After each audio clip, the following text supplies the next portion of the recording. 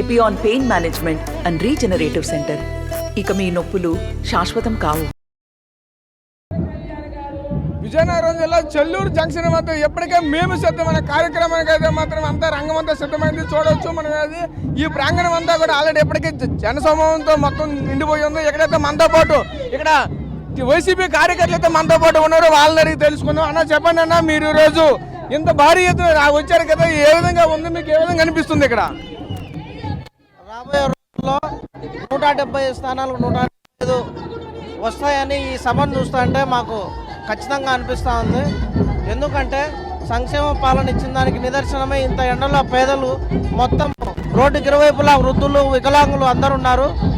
ఈరోజు ఈ సభను చూస్తుంటే 170 స్థానాలు 170 స్థానాలు వస్తాయని అర్థమవుతుంది. ఈరోజు ఇంత భారీ ఎత్తున ఏ విధంగా జన సమీకరణ జరిగింది?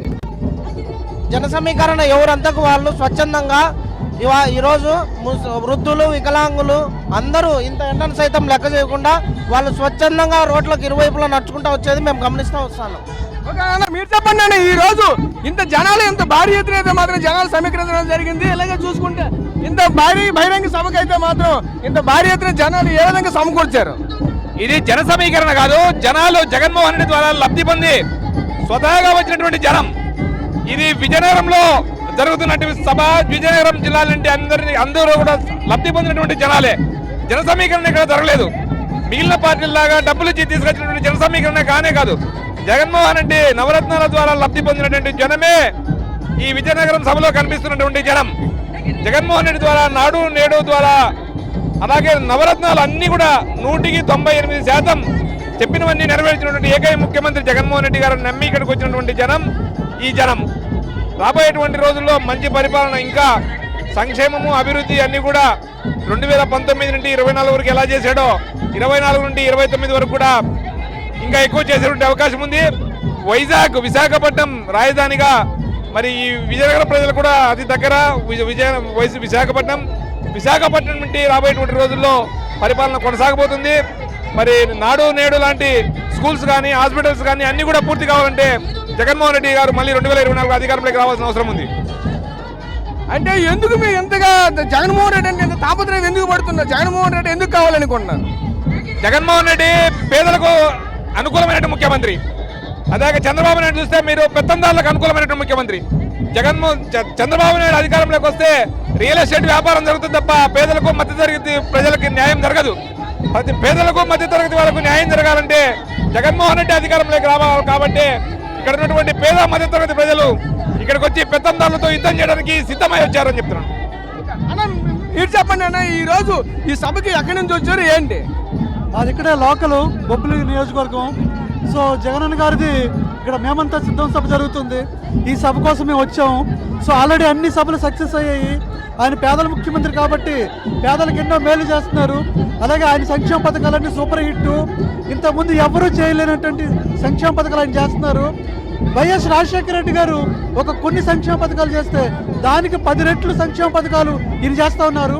ఇప్పుడు ఎవరైతే కూటమి ఉందో ఆ కూటమి విషకూటమి.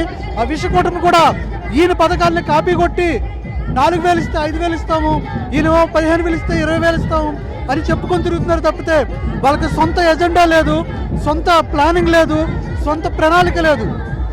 కానీ జగన్ గారు అలా కాదు. ఆయన పేదల ముఖ్యమంత్రి. పేదల మధ్యలో తిరుగుతున్నారు. సో పేదల బాధలు తెలుసుకుంటున్నారు. సో తెలుసుకొని దానికి తగ్గట్టుగా మేనిఫెస్టో తయారు చేసుకొని ఆ మేనిఫెస్టోని 99% ఆయన అమలు చేస్తున్నారు. ఒక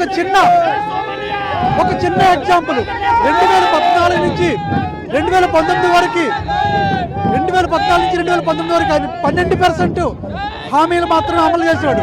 కానీ 2019 నుంచి 2024 మధ్యలో 99% ఆయన సంక్షేమ పథకాలు అమలు చేశాడు. ఆయన మేనిఫెస్టో అమలు చేశాడు. మేనిఫెస్టో అంటే ఆయనకి భగవద్గీతతో సమానం, ఒక ఖురాన్తో సమానం, ఒక బైబిల్తో సమానం. సో అలాంటి నాయకుడిని, అలాంటి పీపుల్స్ లీడర్ని మనం ఎన్నుకోవాలి. సో ఆయన మీద ఇష్టంతో, ఆయన మీద అభిమానంతో ఆయన ఒక ఇన్స్పిరేషన్, ఒక యూత్కి కానీ లేకపోతే ఒక బాధపడే వ్యక్తులు కానీ ఒక ఇన్స్పిరేషన్. ఎందుకంటే ఒకప్పుడు కాంగ్రెస్ ప్రభుత్వాన్ని కానీ లేదంటే సోనియా గాంధీని కానీ ఆయన ఎదిరించి ఆయన ఎంతో ఓర్పు సహనంతో ఆయన పైకి దిగాడు. ఆయన మీద ఈడీ దాడులు అలాగే సాక్షి మీద దాడులు, అలాగే ఐటీ దాడులు, సిబిఐ దాడులు, ఇన్ని దాడులు కూడా ఎదుర్కొని ఆయన ఒక మనిషిగా ఆయన పరివర్తన చెంది ఒక మహనీయుడిగా ఎదిగాడు. అదంతా కూడా ప్రజల తాలూకా బలంతోనే ఎదిగాడు, ప్రజల తాలూకా అభిమానంతో, ఆప్యాయతతో ఆయన ఎదిగాడు. కాబట్టి ఆయన ప్రజల ముఖ్యమంత్రి, పేదల ముఖ్యమంత్రి. కాబట్టి ఆయన మళ్ళీ 2024లో కూడా సీఎం కావాలని మేమందరం ఆశిస్తాను. జై జగన్. ఇదే పరిస్థితి ప్రధానంగా ఈ యొక్క సభలో చూసుకుంటే ఖచ్చితంగా అయితే భారీ మెజార్టీతో అయితే జగన్మోహన్ రెడ్డి 175 స్థానం గెలిపించుకుంటాం. ఈయన పేదల ముఖ్యమంత్రి, పేదల పల్లె పెన్నుదేగా ఉంటారు. ఈయనైతే మాత్రం ఎంతవరకు మేనిఫెస్టో ఇచ్చినటువంటి 98% పథకాలను కూడా అమలు చేశారు. ఏ ఒకటి కూడా మాట తప్పని మనం తప్పని ముఖ్యమంత్రిగా ఈరోజు గత చరిత్రలో ఎన్నడూ లేని విధంగా ఈ ముఖ్యమంత్రి డెవలప్మెంట్ చేశారు. అంతేకాకుండా సచివాలయ వ్యవస్థ చూసుకున్నా, అంతేకాకుండా గతంలో ముఖ్యమంత్రిలా కాకుండా ఇచ్చిన మాట తప్పడం కాకుండా అంతకు మించి ఇచ్చిన కంటే ఎక్కువగా చేశారు. కాబట్టి ప్రజలు మళ్ళీ హర్షిస్తారు.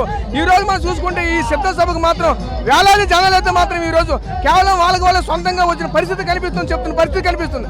కెమెరా పర్సన్ నాయుడుతో రాజేష్, RTV విజయనగరం నుంచి. మరిన్ని వీడియోస్ కోసం ఛానల్ ని సబ్స్క్రైబ్ చేయండి. లేటెస్ట్ అప్డేట్స్ కోసం వాట్సాప్ ఛానల్ ని ఫాలో చేయండి. అండ్ లింక్ డిస్క్రిప్షన్ లో ఉంది.